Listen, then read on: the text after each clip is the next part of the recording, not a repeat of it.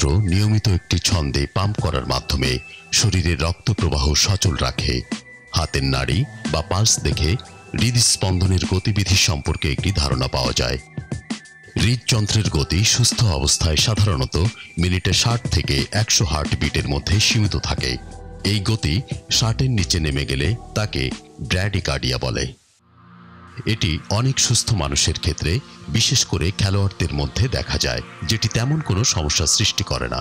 তবে হৃদযন্ত্রের কোনো সমস্যার কারণে এটি ঘটলে ব্যাপারটিকে গুরুত্বের সাথে নিতে হবে, কারণ অতি ধীর গতিতে রক্ত চলাচলের কারণে রোগী যে কোনো সময় অজ্ঞান হয়ে যেতে পারে, এমনকি রোগীর মৃত্যু পর্যন্ত হতে পারে। অন্যদিকে হৃদযন্ত্রের গতি মিনিটে 100-এর উপরে উঠে গেলে তাকে ট্যাকিকার্ডিয়া বলে।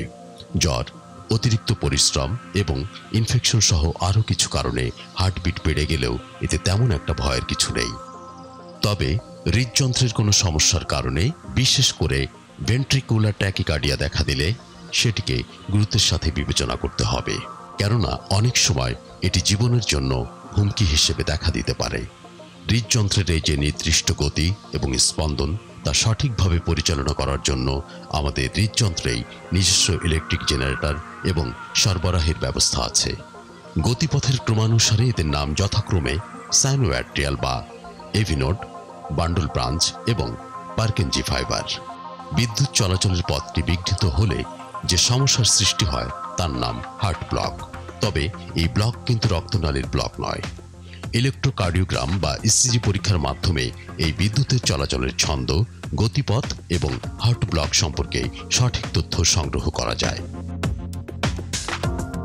ধূমপান সহ বিভিন্ন ধরনের নেশা, বিশেষ কোনো ওষুধ সেবন, মানসিক বিপর্যয় এবং ঘুম না হওয়া ছাড়াও heart attack, heart failure, thyroid গ্ল্যান্ডের সমস্যা, বাতজ্বর এবং মায়োকার্ডাইটিস সহ আরও কিছু কারণে হৃদস্পন্দনের ছন্দহীনতা বা ডিসরিদমিয়া হতে পারে। এই সমস্যায় রোগীরা সাধারণত বুক ধড়ফড় করা, দ্রুত অথবা ধীর গতির হৃদস্পন্দন অথবা ড্রপ বিটের কথা বলে।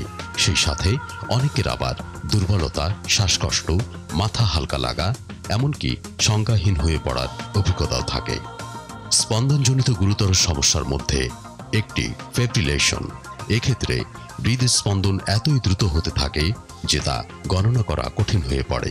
অ্যাট্রিয়াল এবং ভেন্ট্রিকুলার এই দুই ধরনের ফিব্রিলেশনের মধ্যে বিশেষ করে দ্বিতীয়টি ঘটলে তা খুবই গুরুতর আকার ধারণ করে, কেননা অতি দ্রুত গতিতে হৃদস্পন্দন হতে থাকার কারণে হৃদযন্ত্র তার আসল যে কাজ, অর্থাৎ রক্ত পাম্প করার ক্ষমতা সম্পূর্ণভাবে হারিয়ে ফেলে এবং শরীরের রক্ত প্রবাহ বন্ধ হয়ে যায়। এছাড়াও একটোপিক বিট এবং ড্রপ বিট সহ আরও কিছু কিছু স্পন্দনজনিত সমস্যা আছে, তবে সেগুলো অধিকাংশ সময় তেমন মারাত্মক কিছু নয়। একজন কার্ডিওলজিস্ট রোগের ইতিহাস, শারীরিক পরীক্ষা, কিছু রক্তের পরীক্ষা এবং ইসিজি পরীক্ষার মাধ্যমে ডিসরিদমিয়া রোগটি নির্ণয় করতে পারেন। ঠিক যে মুহূর্তে ইসিজি করা হচ্ছে সেই সময় ডিসরিদমিয়া না থাকলে এই রোগটি ধরা নাও পড়তে পারে। এক্ষেত্রে হল্টার বা ইভেন্ট রেকর্ডারের মাধ্যমে রোগটি নির্ণয় করা যেতে পারে। এছাড়াও প্রয়োজনে echocardiography, stress test, transoesophageal echo সহ আরও কিছু পরীক্ষা করতে হতে পারে। অনেক সময় চামড়ার নিচে ইমপ্লান্টেবল লুপ রেকর্ডার অথবা রক্তনালীর মাধ্যমে হৃদযন্ত্রের প্রকোষ্ঠে ক্যাথেটার প্রবেশ করিয়ে ইলেকট্রোফিজিওলজিক্যাল স্টাডি করার প্রয়োজন হতে পারে। কার্ডিয়াক ডিসরিদমিয়ার চিকিৎসার জন্য বেশ কয়েক ধরনের ওষুধ ব্যবহার করা হয়।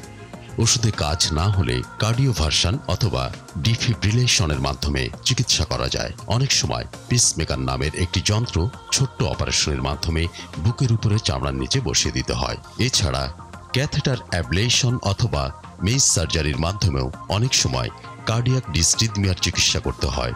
বুক ধড়ফড় করা বা হার্টবিট মিস করা সাধারণ মানুষের জন্য আপাত দৃষ্টিতে তেমন কোনো সমস্যা না হলেও যাদের বয়স বেশি, ডায়াবেটিসে ভুগছেন অথবা যাদের হৃদযন্ত্রের অন্য কোনো সমস্যা আছে তাদের জন্য এটি বড় দুর্ঘটনার আভাস হতে পারে।